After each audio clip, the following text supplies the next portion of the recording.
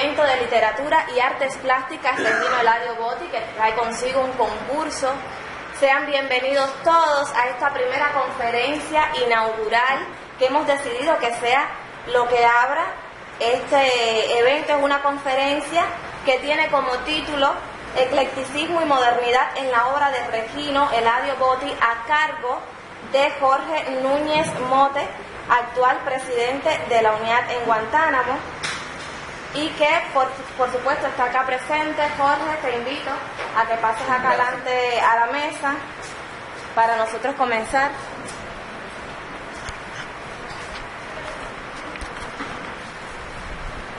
A ver. Núñez Mote, que es crítico de arte, es catedrático de cultura cubana en la Universidad de Guantánamo, recibió su licenciatura en Historia del Arte por la Universidad de La Habana, es fundador y actual presidente de la UNIAD en Guantánamo, se ha desempeñado como investigador cultural, guionista de radio y televisión y director de espectáculos, ha sido jurado de concursos y exposiciones de arte y de literatura y también ha participado en concursos nacionales e internacionales. Ha escrito extensamente sobre temas que van desde la influencia francófona en la cultura cubana al cine actual en Cuba y demás. Entonces, le doy la palabra. Sí, gracias a Leti por la introducción. Bueno, voy a tratar de proyectar. Espero que en la última fila me estén escuchando. Bárbaro, me parece bien. Y nada, yo agradezco que me hayan pedido que la conferencia inaugural de esta jornada de literatura y artes plásticas Regino Botti en su edición 46 la hagamos con esta conferencia acerca de dos aspectos que, como se dice hoy, son transversales a la obra de Regino Botti, tanto la literaria como la plástica, y es de lo que voy a tratar de comentarles. Justamente la obra se llama Eclecticismo y modernidad en la obra de Regino Botti, porque son dos aspectos que van a caracterizar la obra de este importante intelectual guantanamero. En su libro Arabescos mentales, él le hace una introducción que se llama Yoísmo, que entre muchas razones es su declaración estética, es decir, el por qué hace las cosas. Y si uno quiere conocer no un poquito, un mucho, a Regino Botti desde su obra, uno se tiene que leer, por supuesto, la obra poética, pero también tiene que pasar por esta importantísima introducción. Botti decía que él era enemigo de los prólogos, de que le cargaran los prólogos a otra persona de los libros, y por eso prefería escribirlos él. Y este texto que introduce, repito, el poemario Arabescos mentales se llama Yoísmo. En ese texto él dice: soy hombre de mi tiempo y nada encuentro más natural que crear con sujeción a los cánones estéticos del presente. Y eso nos da, desde mi perspectiva, la primera nota de la relación de Botti con su contemporaneidad. Uno a veces, generalmente, cuando uno habla de fulanito y la contemporaneidad, lo hace con la perspectiva de la contemporaneidad de quien investiga. Realmente a mí lo que me ha interesado mucho es ver la relación de Regino Botti con su contemporaneidad. Y eso es una de las claves que él mismo anuncia en Yoísmo. Y más adelante dice: lejos de ser sectario, me precio de ecléctico. Suponérselo en arte es una virtud. Serlo es triunfar. Y yo acostumbro a decir que eso está escrito en el año 1911. Recuerden que Arabesco se publica en el año 13, pero que es un libro que ha venido Botti construyendo a lo largo del tiempo, y esta introducción la escribe en el año 1911. En fecha tan temprana, Botti, que es un adelantado de muchísimas cosas, y en muchísimas cosas desde el punto de vista literario y desde el punto de vista visual también, está preanunciando lo que fue una característica de la estética mundial a partir de la década del 60, que es lo que hoy conocemos nosotros como la posmodernidad. Es decir, una de las características de la posmodernidad es precisamente el carácter ecléctico que tiene. Los escritores y los artistas visuales que hay aquí saben que empezaron las apropiaciones, los préstamos, las citas intertextuales, la intertextualidad, es decir, una cantidad de elementos que aparecieron como herramientas artísticas, pero que evidentemente ya tenían un antecedente, no solamente en Botti, sino en ese movimiento que se llamó eclecticismo, que es una palabra, un vocablo que parte del griego, que traducida quiere decir algo así como el que elige o el que es apto para elegir. Y es una de las características que va a tener este movimiento. Bueno, ahí yo abundo de que el eclecticismo no busca sujetarse a axiomas ni paradigmas determinados, sino sintetizar la potente tradición filosófica. Eso empieza con los griegos. Después los romanos siguen un poco la corriente griega de, como dice ahí, de fundir escuelas filosóficas en una sola, y en el ámbito artístico se habla de la combinación de estilos diferentes. No por casualidad, sobre todo en la arquitectura, al eclecticismo se le conoce como el estilo de los estilos, justamente por esa capacidad que tiene de apropiarse y de hacer citas, sobre todo en los principios, digamos en el principio del siglo XIX, final del XVIII, principio del XIX, donde esta historia de alguna manera, bueno, ahí digo, yo apunté, algo me parece interesante, que ya desde el siglo XVIII, Sir Joshua Reynolds, uno de los grandes retratistas ingleses, defiende la posición del eclecticismo,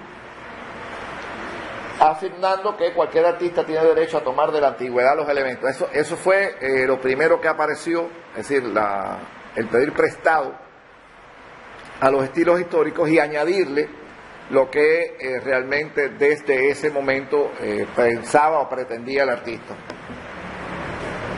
Por supuesto, esto tiene una variante en la arquitectura, ya a mediados del siglo XIX, en la cuarta, en la quinta década, como bajo el reinado de Napoleón III, que es cuando se hace la remodelación de París, se hacen las grandes avenidas parisinas, se hacen las grandes construcciones parisinas.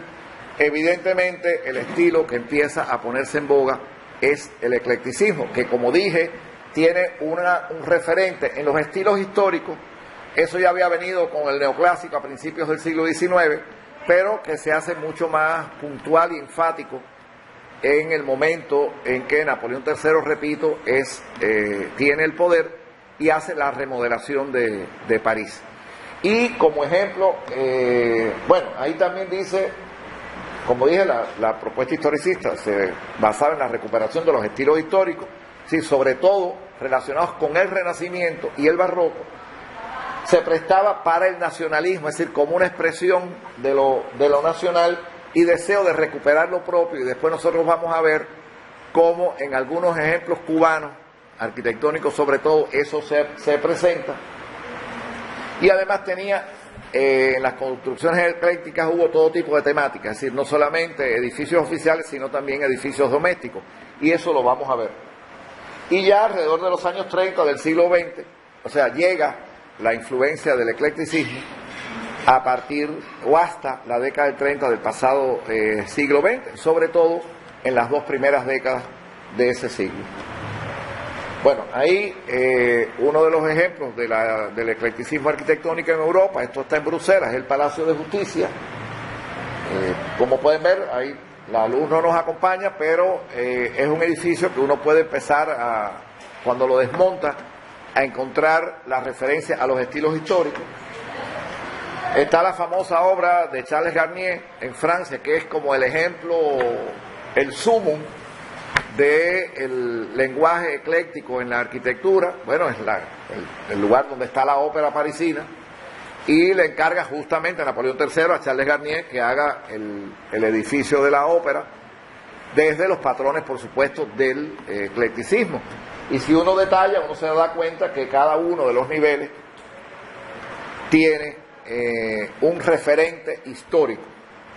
Eso tiene la ventaja, como decía en algún momento, que además no solamente da carácter de lo nacional, sino también puede ayudar a la modernización, es decir, la utilización de los materiales que se está haciendo en el siglo XIX, no eran los materiales que se usaban en la antigüedad griega, ni en la antigüedad romana, ni siquiera en el Renacimiento, que son las citas estilísticas que tiene el edificio.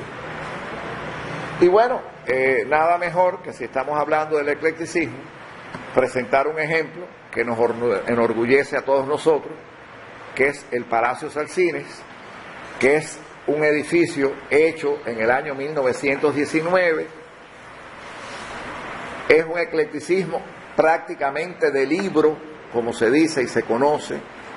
Es decir, cada uno de los niveles tiene una característica estilística diferente, desde el carácter, digamos, neoclásico que puede tener la primera planta, el carácter renacentista que tiene el segundo con las famosas ventanas geminadas, pero en esa alusión a lo nacional. Y bueno, el tercer nivel es un nivel muy contemporáneo, que es casi una cita textual de la arquitectura catalana de principios del siglo XX, es decir, lo que se llamó el modernismo, el liberty, y en algunos otros lugares en Francia se llamó Art Nouveau. Es decir, la tercera planta del edificio es una cita de ese estilo arquitectónico. Y en esa alusión a lo nacional está, en este caso, el uso de la madera, es decir, en las ventanas, y en la esquina hay un reforzamiento. Bueno, a Salcines lo conocían como el arquitecto de las esquinas, porque fundamentalmente trabajaba lotes que fueran esquineros. Pero en este caso hay un reforzamiento de la esquina, primero porque ahí se asienta la cúpula, y sobre la cúpula la Estatua de la Fama, pero también en el balconaje del segundo nivel, ese reforzamiento alude de alguna manera a lo que en la arquitectura colonial se llama el cuarto esquinero. Es decir, en las construcciones que hacían esquinas, en el primer nivel había un reforzamiento no solamente visual, sino en este caso también desde el punto de vista constructivo, que le llamaban el cuarto esquinero, y el Palacio de Salcines nos da esa clara referencia. El otro aspecto que o la otra variable, o el otro concepto que yo uso dentro de la obra de Botti, es el tema de la modernidad. Un tema que desde el siglo XVII se usa, aludiendo, claro, a la relación con la época, o desde la perspectiva de la época, y también tiene un correlato en lo filosófico, en lo artístico, en lo histórico y en lo económico. Y nada más le pongo un ejemplo. Hoy se discute mucho en el mundo de la danza qué cosa es danza moderna y qué cosa es danza contemporánea. Parecen dos conceptos que son diferentes. Cuando usted analiza, realmente tienden a ser diferentes, pero es como la consecución uno en el otro. Por lo tanto, es un término que también tiene que ver mucho, y yo lo uso en el sentido de desarrollo y de superación de patrones, no solamente en lo estético, que es como lo quiero ver, o por la perspectiva en que yo tomo el concepto para verlo desde la obra de Regino Botti. Porque hay que ver también, hay muchas personas, sobre todo hay muchos estudios de cómo se ve la modernidad en América Latina, lo que eso significa desde el punto de vista a veces de la pérdida de patrones y de valores identitarios, que no es este el caso. Porque, como dije al principio, hay un diálogo de Botti muy claro con su contemporaneidad, con su momento, con el momento en el que él está viviendo. Y desde mi perspectiva, la modernidad en Botti nosotros la podemos encontrar primero en la necesidad de más de un canal expresivo. Es decir, Botti tiene, bien conocido como poeta, pero tiene una obra visual realmente atendible, que muchas veces se vio como si fuera un oficio segundón. Es verdad que era un pintor de domingo, por lo que uno ha podido rastrear, pero con una obra que no es menos importante desde el punto de vista conceptual y estético lo que fue su literatura.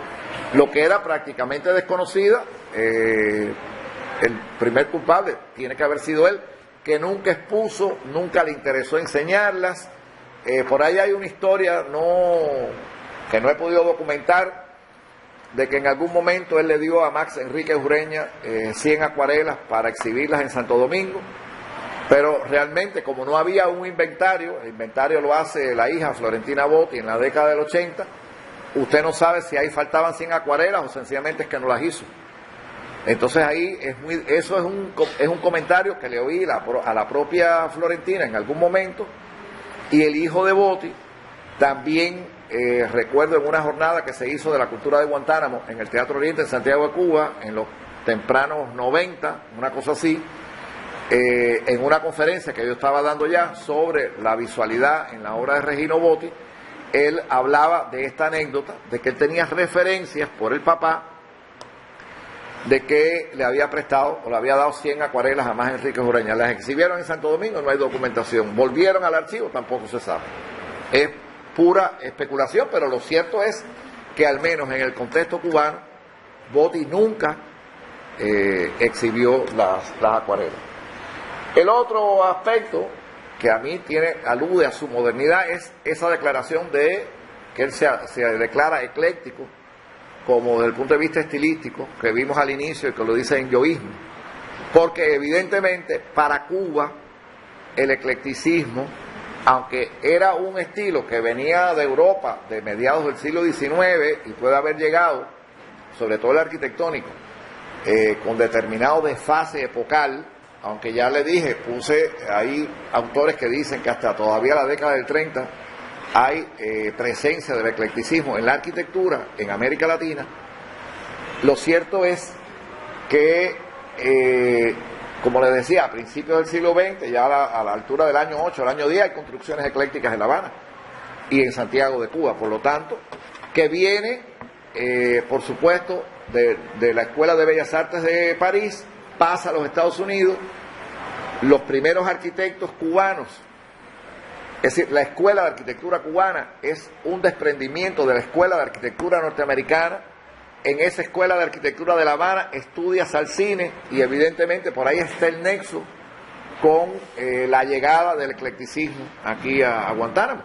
Y eso de que pervive el estilo hasta la década del 30, si uno rastrea las construcciones de Guantánamo hasta casi la década del 40, se da cuenta que Guantánamo es una ciudad meramente y puramente ecléctica, no solamente en el sentido horizontal, sino también lo es en el vertical.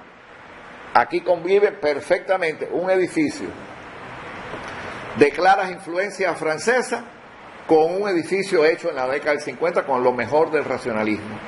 Y hay una homogeneidad, es decir, no hay discusión, no se fajan, es decir, hay coherencia en ese sentido. El otro aspecto de la modernidad en Botti, y tiene que ver, por supuesto, con esa autodeclaración, autodefinición como que es un realizador ecléctico, es la utilización de un grupo importante de vocablos en función poética. Vocablos que eran impensados que se utilizaran para la expresión poética. Después vamos a ver algunos ejemplos. Y lo que también lo adelanta una vez más al tiempo en que Botti está viviendo. El otro aspecto, ya eso tiene que ver mucho con la obra plástica, es la visión cinematográfica o fotográfica que tiene sus trabajos visuales. Es decir, tiene más que ver con la composición que hace o el encuadre que hace un fotógrafo que con la composición que hace un pintor tradicional. Y ahí tengo algunos ejemplos, vamos a ver. Y también un ejemplo de modernidad en Botti es la utilización de la acuarela. No podemos olvidar que Botti va a ser parte de su bachillerato en España, sobre todo en Barcelona, que ahí hay un fuerte movimiento de acuarelistas y está el movimiento de los novocentistas, es decir, un grupo de pintores que seguían o estaban siguiendo desde la perspectiva barcelonesa lo que estaba pasando con el postimpresionismo. Botti va a Barcelona entre el año 1895 y el año 1898.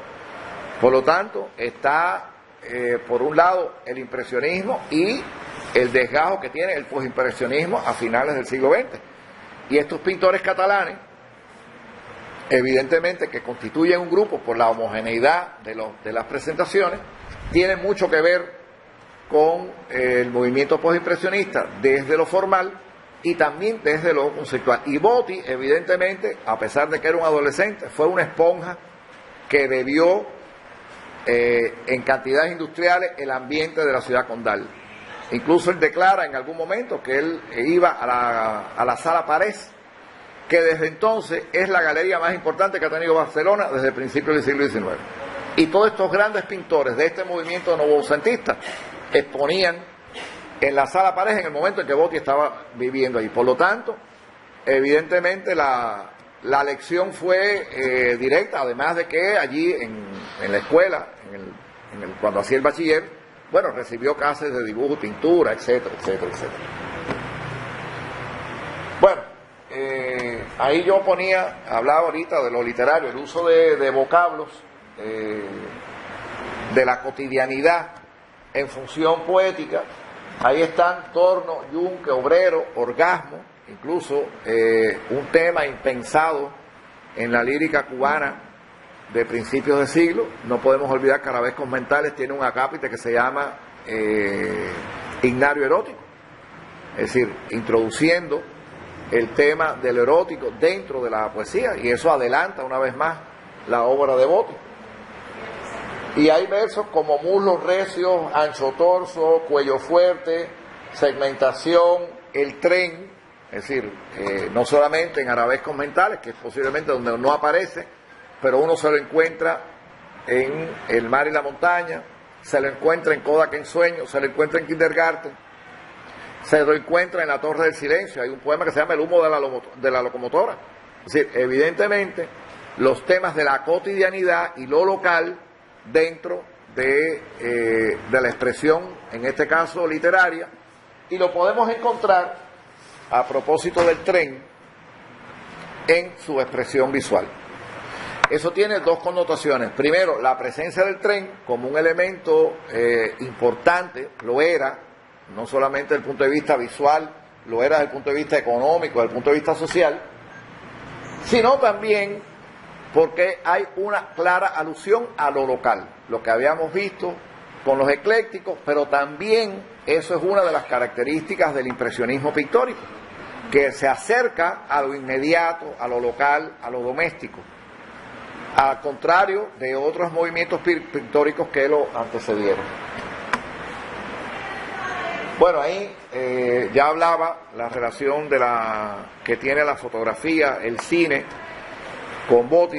Siempre me gusta señalar que en un poema como Aguasa, que es del año 10, aparece en Arabescos Mentales, es una descripción de la bahía, y si uno desmonta el poema, se da cuenta que casi tiene una estructura cinematográfica. Pero no conforme con eso, termina el poema diciendo: y en sus cinábricas rodelas el marino nácar riela cinematográficamente, utilizando ese adverbio como lo utilizamos nosotros hoy.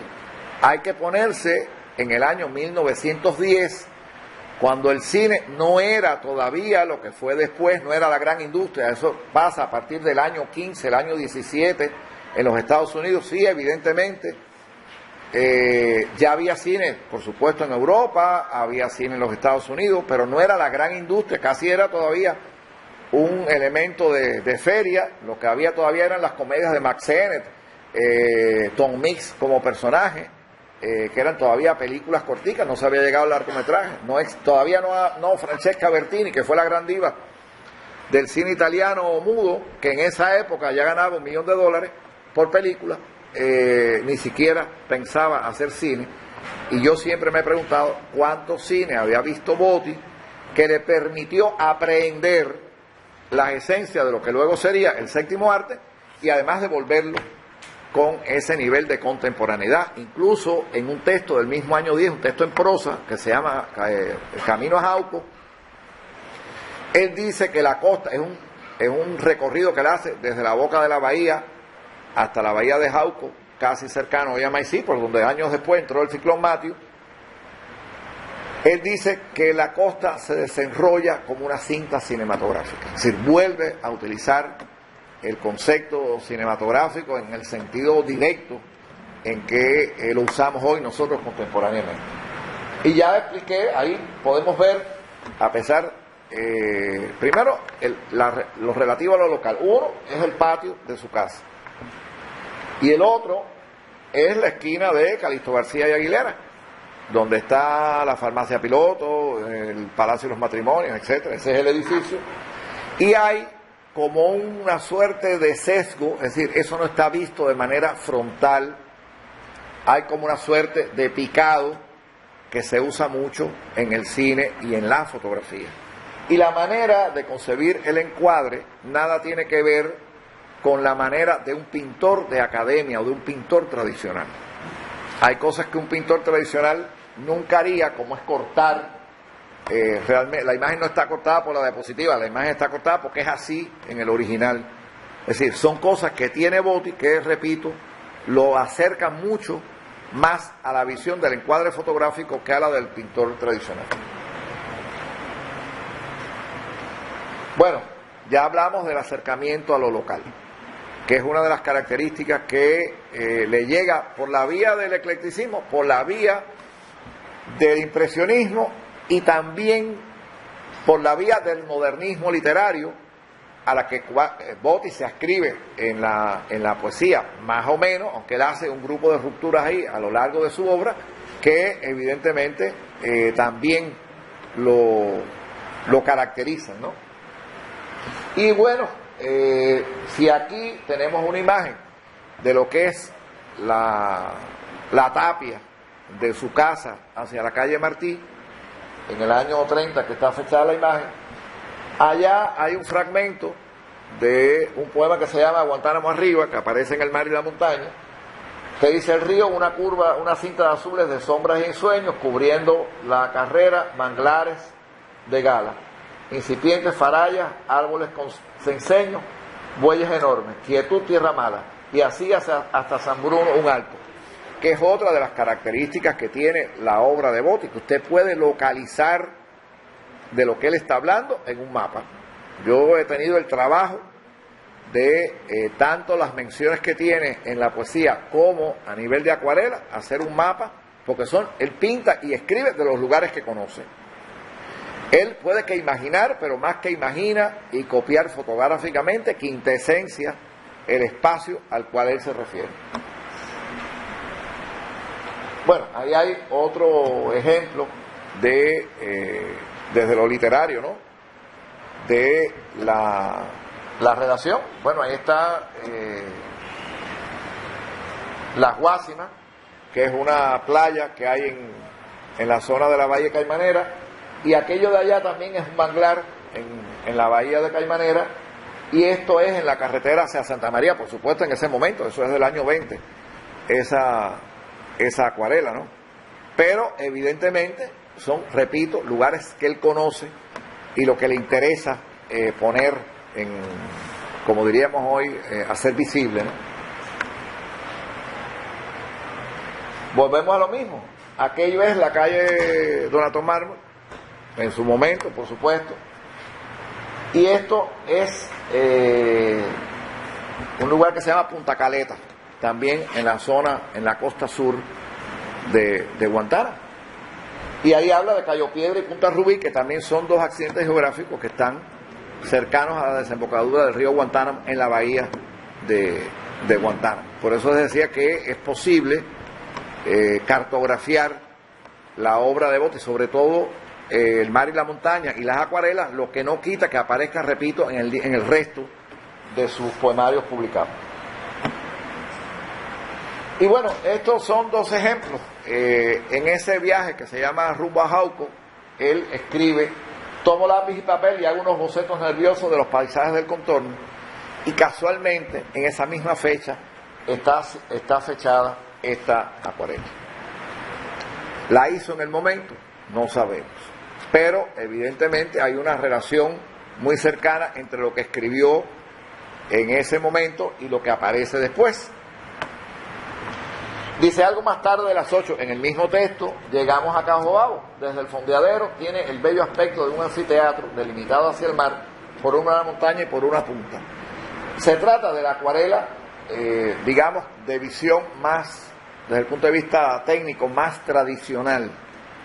Y las otras dos son de la década del 30. Es decir, esta es mucho anterior, ahora mismo no recuerdo, no veo la fecha desde aquí, pero las otras dos son de la década del 30. Y es interesante cómo tiene un dibujo hecho a tinta del año 53, cuando el centenario del natalicio de José Martí, que es una visión también bastante peculiar de playitas de Cajobabo, y hay una nota de Botis que dice inicio del Via Crucis, es decir, del Via Crucis de Martí, comparándolo con Cristo que acabó en el Calvario. Perdón, no es Via Crucis, inicio del Calvario, es lo que dice el texto en esta acuarela. Y bueno, nada, el apego también a lo local, ahí está el Palacio Salcines. A ver, no hay, lo literario en Botis no describe lo pictórico no grafica lo literario, son expresiones que se tocan en los bordes.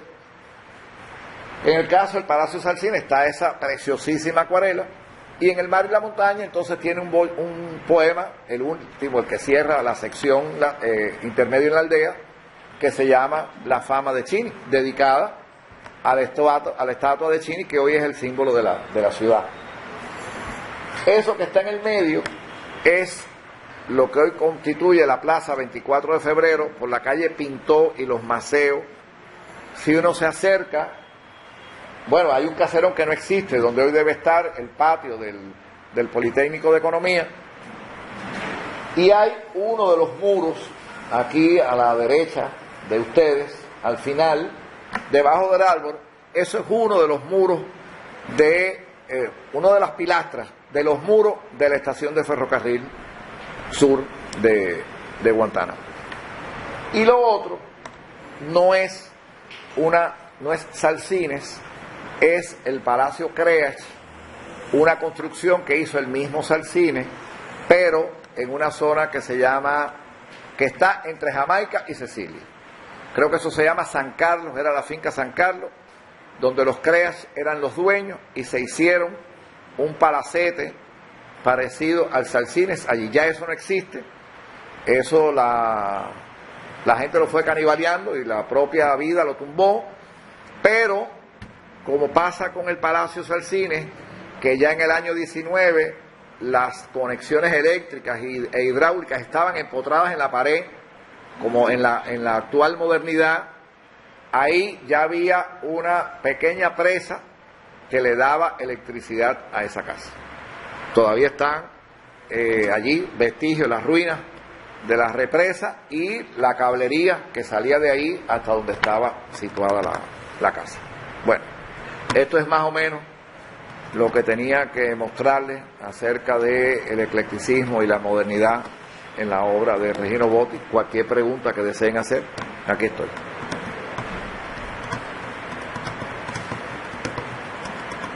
Bueno, si no hay preguntas, muchas gracias.